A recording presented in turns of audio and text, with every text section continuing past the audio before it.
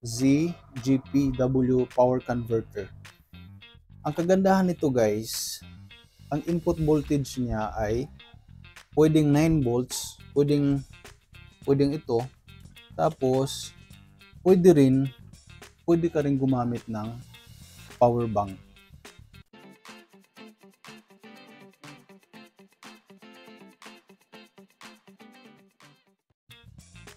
Hello mga kagitara, kamusta kayong lahat dyan? Sana ay nasa mabuti kayong kalagayan. Sa video na ito gusto ko lang i-share yung pedal board ko. Actually hindi naman to bagong pedal board pero bagong arrange na pedal board. So sa makikita niyo sa pedal board na ito ay talagang ano siya, yung mga budget na mga pedals na makita natin sa Lazada at sa Shopee. So ito yung pinaka famous or pinaka popular din to sa sa mga budget na mga guitar pedals, itong Q-Wave or Q-Vave. So maraming reviews to sa YouTube na makikita natin. So yung sa akin naman, dalawang Q-Wave yung ginamit ko. So yung Q-Wave na dito sa ibaba, ito yung dito naka-store yung yung mga drive, saka mga pang distortion na tunog, at saka clean settings ng para sa mga clean lang na tunog. Tapos dito yung isang Q-Vave naman, yung dito sa taas, dito naka setting yung delay, yung reverb at saka chorus. So sa setup na to guys, actually nag-experiment na ako, dalawang Q-Wave yung kinabit ko. So galing dito papunta dito sa pangalawang Q-Wave, okay naman yung output niya, wala namang naging problema. Ang kagandahan kasi nito, parang stump box yung yung pag inapakan mo, for example dito magkaibang drive, tapos may option ka rin kung alin yung i-on mo, delay ba, yung reverb at saka chorus. So yung kagandahan niya. Tapos kung mapapansin nyo, may ibang pedals pa rin, kagaya nitong Coco Overdrive, itong more na auto at saka tuner. So kung mapapansin nyo, walang patch cable dito sa gitna. Ginawan ko na rin to ng video pa, nasa mga previous na videos natin kung paano ko to ginawa. Tapos wah pedal. Kagandahan kasi ng wah pedal na to is siya, hindi siya potentiometer yung gamit, parang optical yung sensor niya. So kahit na actually matagal ng pedal na to, so hindi ako nag-hesitate na apakan to kasi wala namang potentiometer na masisira. Actually sensor lang siya. So ang kagandahan din sa pedal na to guys, may bago ako na-discover.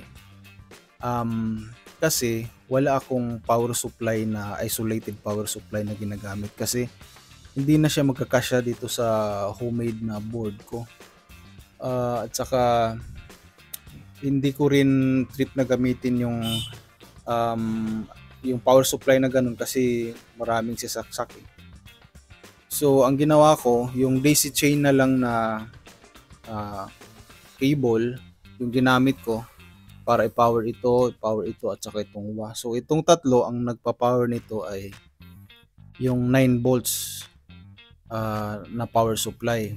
Tapos kaso pag ginamitan mo ng yung typical na yung typical na 9 volts na power supply, tapos direct to the pedals, ito yun.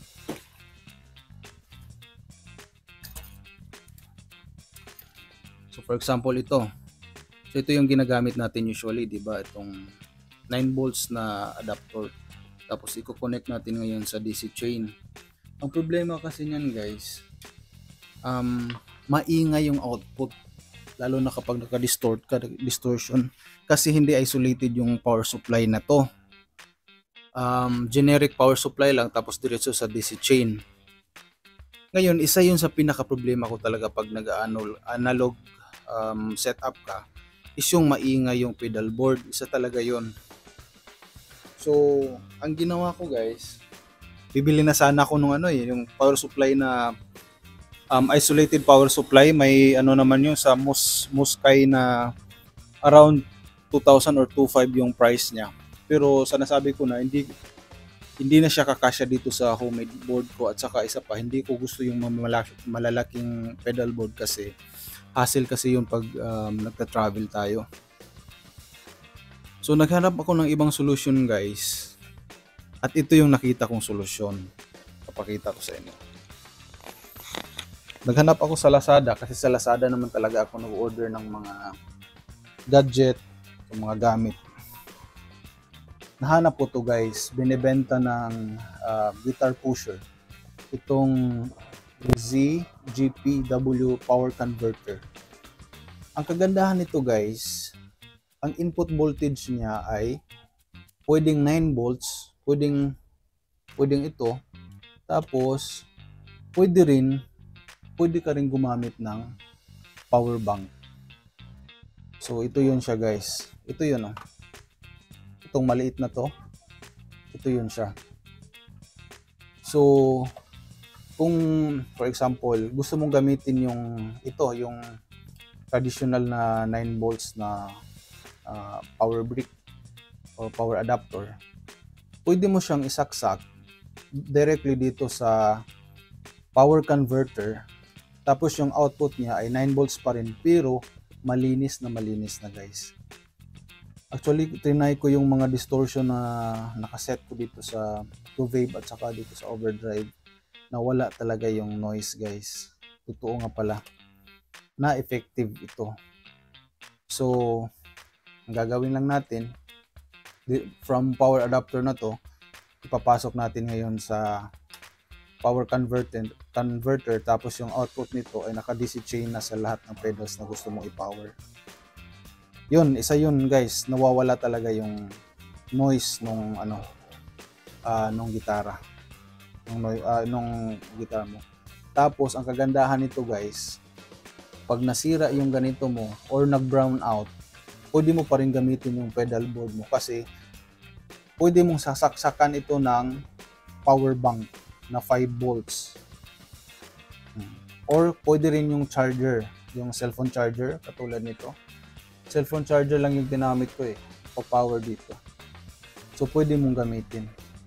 So yun lang guys, gusto ko lang i-share na napaka-effective ng Joyo power converter na to. Gagawan ko to ng sound review with and without power converter, tapos papakinggan natin kung mawawala ba yung noise nung yung tunog ng distortion. Okay? Thank you guys and God bless.